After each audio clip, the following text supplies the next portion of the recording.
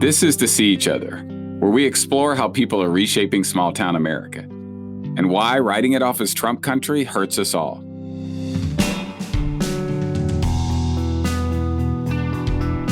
I'm George Gale, and we're headed to an unexpected front line of climate change and one of the small, traditionally conservative communities that is fighting it. Ocean County, New Jersey.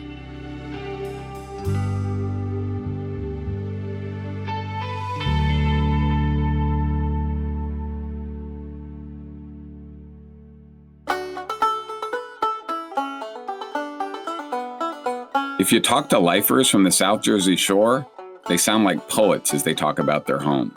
Giant pine forests, cranberry bogs, fields of strawberries, raspberries, blueberries, and tomatoes. The perfect Jersey tomato. Clams and oysters are packed in Barnegat Bay, and a deep bluegrass tradition that stretches up from Appalachia is the soundtrack of the community. Visit the South Jersey Shore in the mid-1900s and you'll find a paradise for white working-class families. Mostly year-long residents making a living in agriculture or fishing, living in little bungalows, carving out their tiny piece of the ocean. Not everyone saw eye to eye on, say, political or social issues in this primarily conservative community, but they shared this place. It was a kind of working-class dream, even as wealthy second homeowners from the big cities started encroaching on the shoreline. Today, these folks, with their toes in the Atlantic, are at the front line of one of the greatest crises of our time: climate change. New Jersey is one of the fastest warming states with the most climate impacts. Its temperature has climbed 2 degrees Celsius in the past century, double that of the rest of mainland America. With that rising temperature comes record storms, rain, rising sea levels, and flooding. So much flooding. In the fall of 2012, that crisis came in the shape of Hurricane Sandy, which caused nearly $70 billion in damages across the United States. Over the course of 4 days in New Jersey, Sandy wreaked havoc. 37 people were killed, 2 million homes lost power, and 346,000 homes were damaged or destroyed. What's terrifying, of course, is that because of climate change, more Sandys are going to come more frequently, more intensely, and be even more damaging. But not everyone who's affected by climate change necessarily believes in it. Many of those folks were in South Jersey. In these communities, whatever their beliefs, needed immediate relief. We're going to hear some of their stories today, and also think about how disasters can destroy and create community, often at the same time.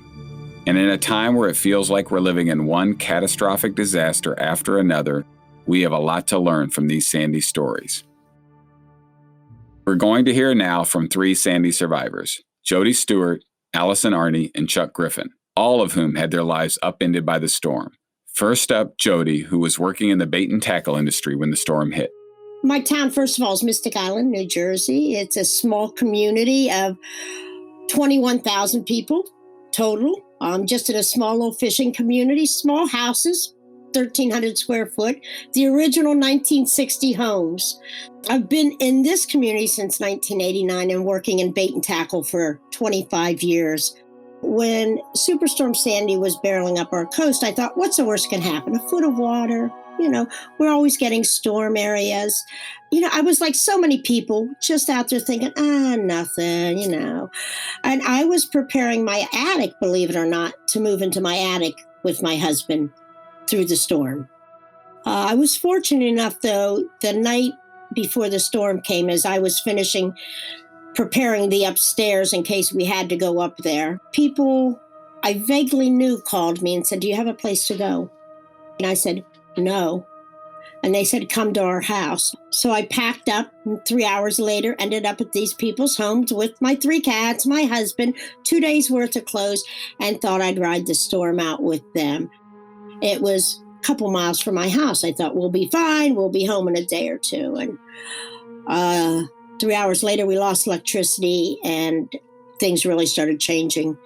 The next morning, I got a picture from one of the neighbors, a picture of my house, and the water was already up to my windows.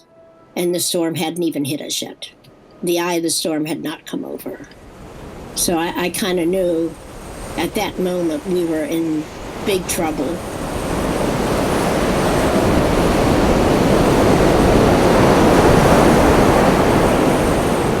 Hurricane Sandy is serious. It has already killed 21 people in Haiti, Jamaica, and Cuba, and she is setting her sights on the east coast of the U.S. This storm is basically one of the largest we've ever seen. You want to get out of the way of this storm. It is going to be a supercharged beast when it comes onshore. From the air, destruction as far as the eye can see. Fires smoldering, some still burning even after the worst winds had passed. The level of devastation at the Jersey Shore is unthinkable.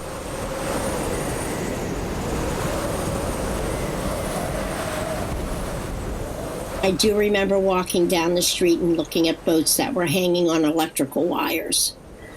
I do remember the first smell opening my house. We couldn't do anything but open the door, look at the disaster, and close the door and walk away again.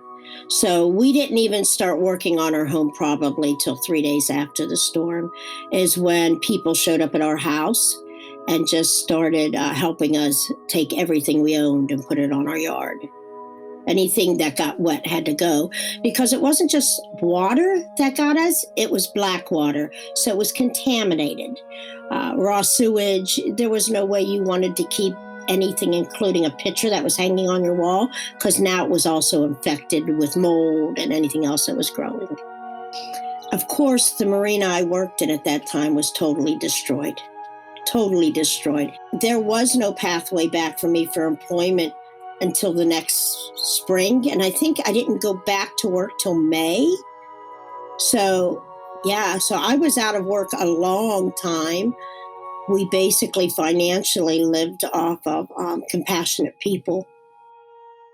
Allison Arney and her partner were living in Atlantic City in 2012. They had just had a baby girl together, and they were preparing to move from an apartment to a new house right before the storm hit.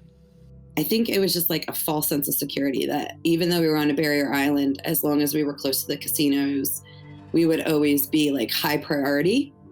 We were really lucky. Fortunately, we didn't have any damage to any of our belongings. We didn't lose anything. Our new next door neighbor was great, helped us like dry out. Landlord was phenomenal. And we just thought, okay, the storm has hit and now we're going to go into recovery mode. We're pretty much okay. And our neighbors are going to be okay.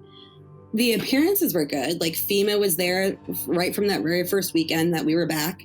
They were out canvassing and making sure that people were able to file their claims and get recovery going. And we just didn't know. We didn't know the process, and we didn't know how bad people were struggling. What shifted was our landlord and his wife were phenomenal, but he notified us really nicely that he was going to put the house on the market. He didn't know if the buyer was somebody that was going to rent or not. And we sort of weighed our options. Like, do we wait and see if this new homeowner wants to rent? Are they going to jack up the price? Or are we going to have to, like, within 30 days be out of the house with nowhere to go? So what was supposed to be just a couple of month, maybe separation. I went to my parents with the baby and he went to his with his older daughter. We thought it would be a couple months, and 6 years later, and I mean, it put tremendous strain on the relationship, which led to a breakup, and 6 years later, we're both homesick for Atlantic City, but there really has been no options. When we were getting ready to move from Atlantic City back inland, I just cried that day because I felt like such a failure that I wasn't able to keep a roof over my family's head. And there were a lot of people who felt exactly the same way, or if they didn't get into the REM program or they were being clawbacked, they thought it was because they had done something wrong, even though they had followed every direction they were given by a government official or an agency official. And when we isolate and we feel the shame, what we're not doing is connecting with people who are being impacted in the same way. And then we're not fighting for the changes we need. Because I didn't lose a house in the way that homeowners do, or we weren't immediately displaced as other renters were, I just didn't even put it together that I was a Sandy survivor. It took about a year before I was finally able to say, this disaster impacted my family, and we're still feeling the effects of that. And to this day, my ex will say it's the move that killed us. Chuck Griffin and his wife Roxy were sheltering safely at an evacuation center during the storm, but their own home was nearly ruined.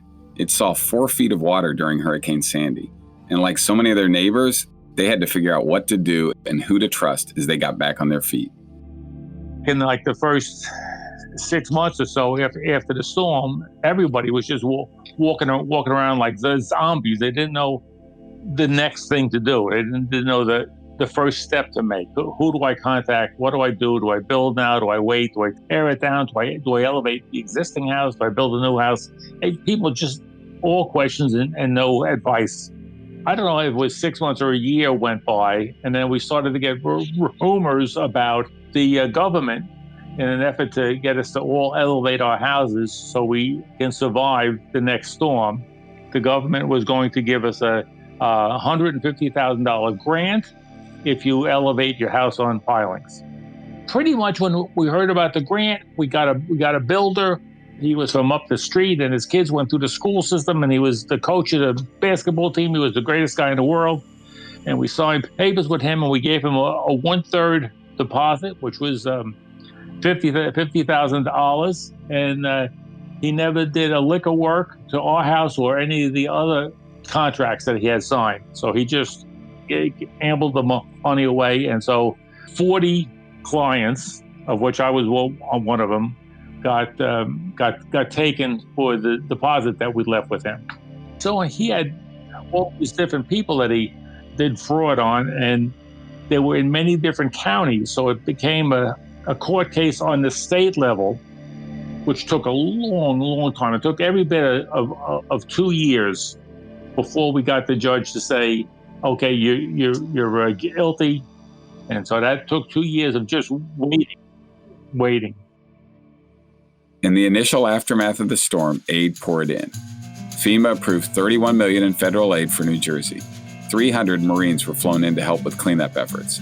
The T.S. Kennedy, a U.S. maritime service ship, provided housing for emergency workers and power crews as they cleaned up, but it still felt inadequate.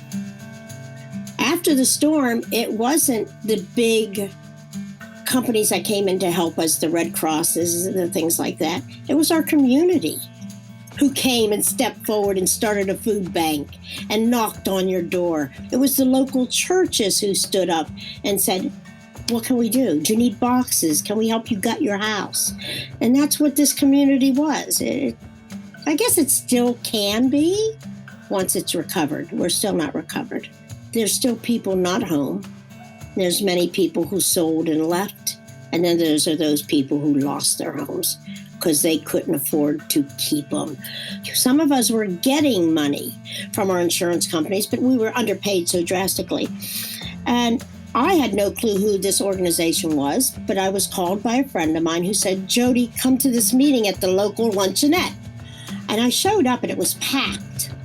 And here was a few people talking about the recovery and how we need to make change to be able to recover. And I started understanding that we had to do things as a community to make the changes we needed, or none of us were ever going to get home. That meeting at the luncheonette was put together by the New Jersey Organizing Project, initiated by Amanda DeVecca-Ranier, a longtime People's Action organizer and our former national campaign director. A lot of organizers choose to work in places that already lean left. Amanda intentionally went to work in a place that is conservative. Amanda is one of my favorite organizers. She's fearless, she's hopeful, and she's visionary. She truly understands that in small-town New Jersey, you need to be able to sit at a table and build relationships with people that are wildly different from you. As she says, what satisfaction do I get in being right? I want to get things done and build a better future. She is right, of course. Case in point, climate change. Excluding people from the fight because they don't believe in climate change, it won't keep the seawaters from rising. It won't keep the floods at bay, and it certainly won't stop another Sandy. In fact, it closes the door on the potential for deeper relationships and a more nuanced conversation on those things that divide us most. So Amanda went back to her childhood home of southern New Jersey after Sandy hit. She founded the New Jersey Organizing Project with 9 other Sandy survivors. It was the storm after the storm, when they wrestled with the long-term effects of the hurricane and asked themselves, what do we do after people are fed and sheltered? How do we prepare ourselves better for the next disaster? How do we rebuild not what we had, but instead what we need for a better future? One answer is NJOP's work on fighting climate change with clean and renewable energy, working to integrate wind energy into the fabric of the community. People were in so much hurt.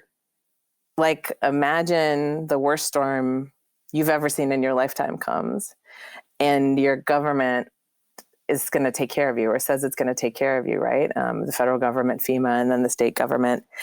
And it's just not working. There's this, $150,000 grant program. You're supposed to be getting through this to get home. Your neighbors and friends and family that weren't Sandy impacted are still saying to you, like, oh, you're not home yet? And it's like, oh, well, what am I doing wrong? How am I messing this up? And I just felt like there were thousands of my, friends and neighbors broadly that were sitting somewhere alone being like, well, what am I screwing up?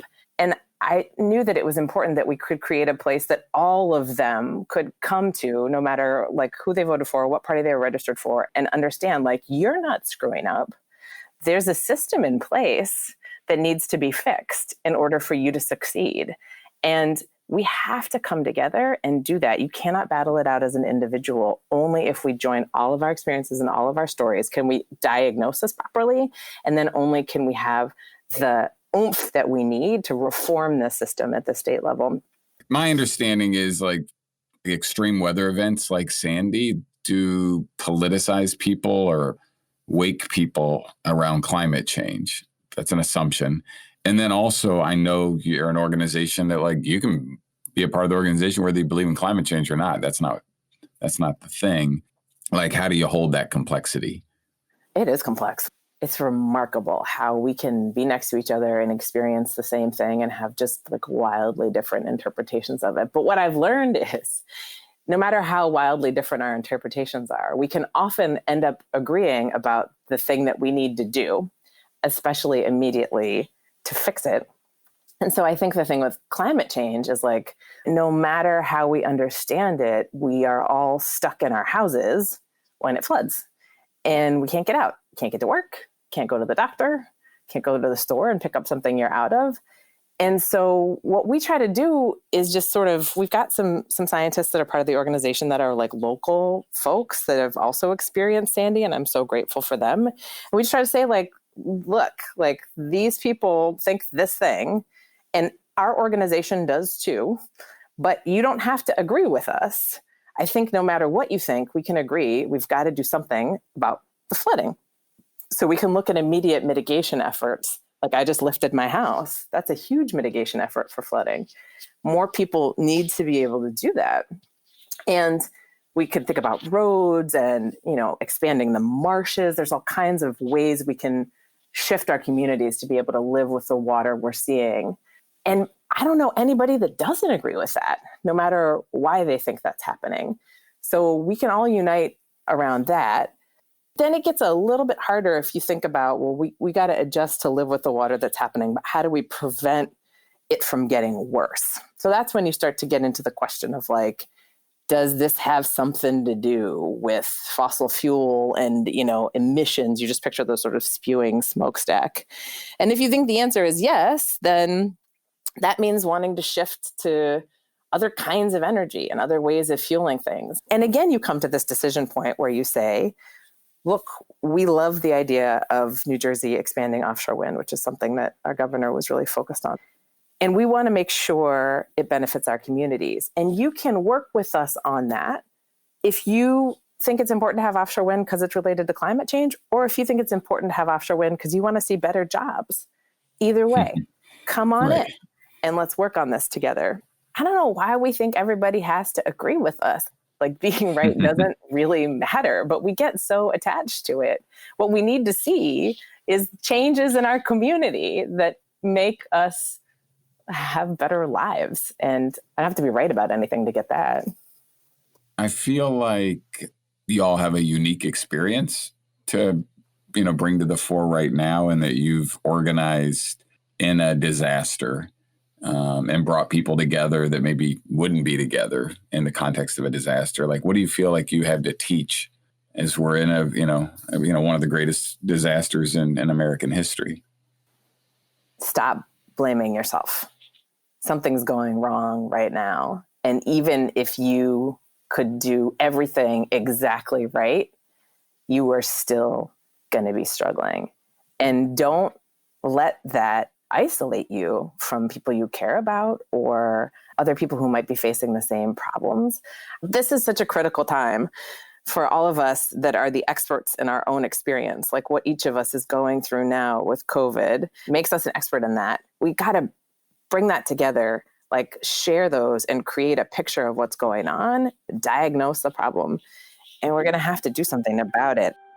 Damn, I'm glad Amanda's an organizer. Letting go of that self-blame when disasters strike and honoring our own lived expertise as we navigate through disaster. That's a lesson to take to heart. And those lessons, they're going to be necessary as we stare down another hurricane season, another election season, and further attempts to divide us. We all have something we want to protect, be it our homes, our families, our communities, or our natural landscapes. And for most of us, they're one and the same. The risk of losing the communities of the New Jersey shore due to rising waters isn't hyperbole or a metaphor. It's a reality.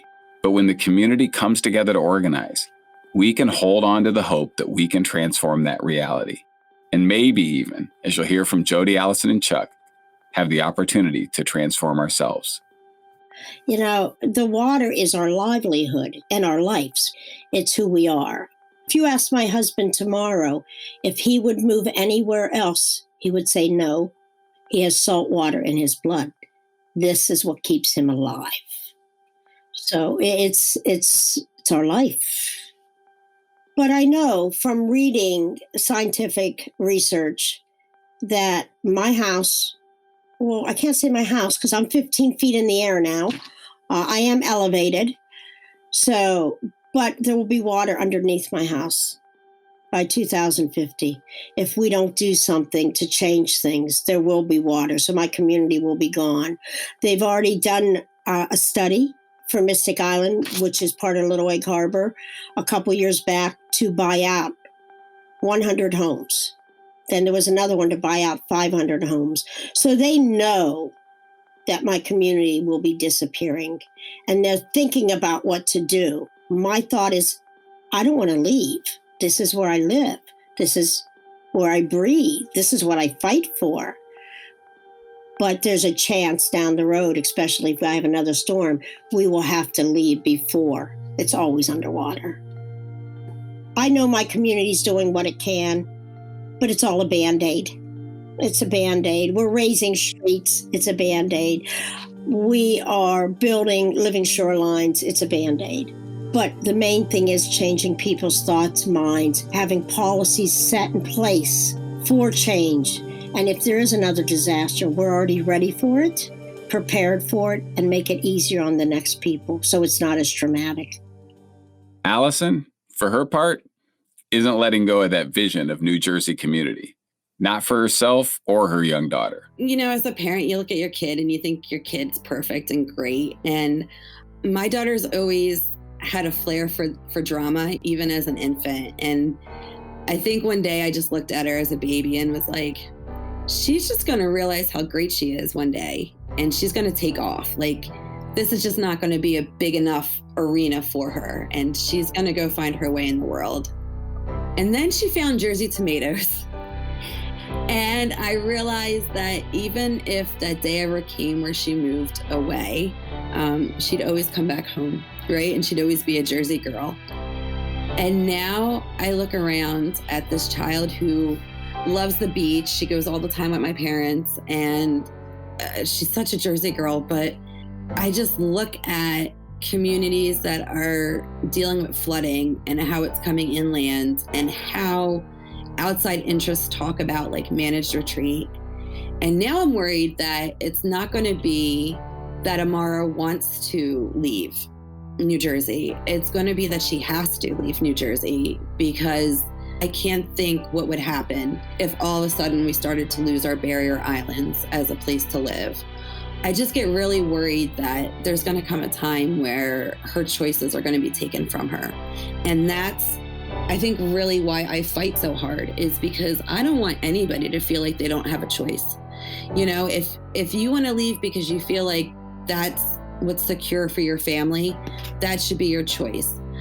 But it should also be a choice for communities to either retreat together or to adapt together and figure out what that is. And then the resources need to be there to help them do that.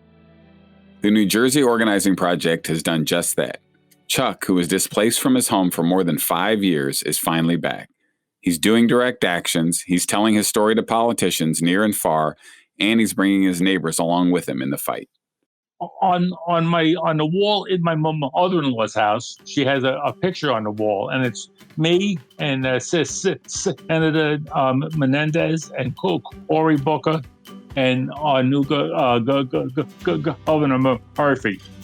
And she has that hanging on the wall, and it's like amazing. Like I never knew a politician in my life. You know, here I am with these guys, and I had met with them many times and told them what was on my mind, and I had learned how to do it in a nice way. And then one of the most inspirational things we did is we spent 3 days in Trenton, across from the State House. We set up a big wall that had all of our pictures and newspaper articles and whatnot on it, and we slept on the sidewalk, and we marched back and forth all day, and we answered questions, anybody who had them, and the politicians came in and out of the State House and came over to say hi. And I said, boy, this is, getting stuff done is neat.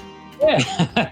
So I liked it, and also I was helping me, and I was helping everyone else. It was so nice if I was at someplace and you saw somebody that was down in the dumps about ever since the storm, they haven't been able to get themselves back.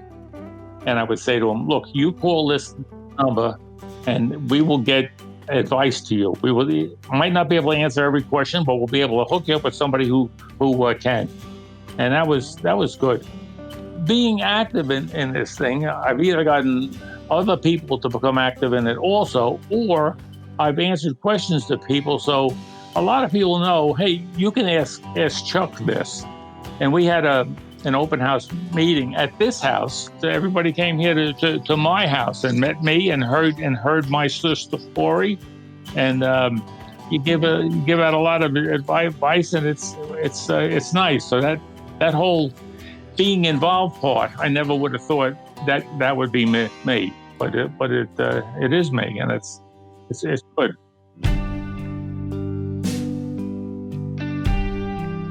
At People's Action, we call people to act in the spirit of joyous rebellion. I can think of nothing more joyful than Chuck growing into his power in his community as he helps others navigate their way through a disaster. In the aftermath of Sandy, one could say, damn, this is crushing me, my family, and my community.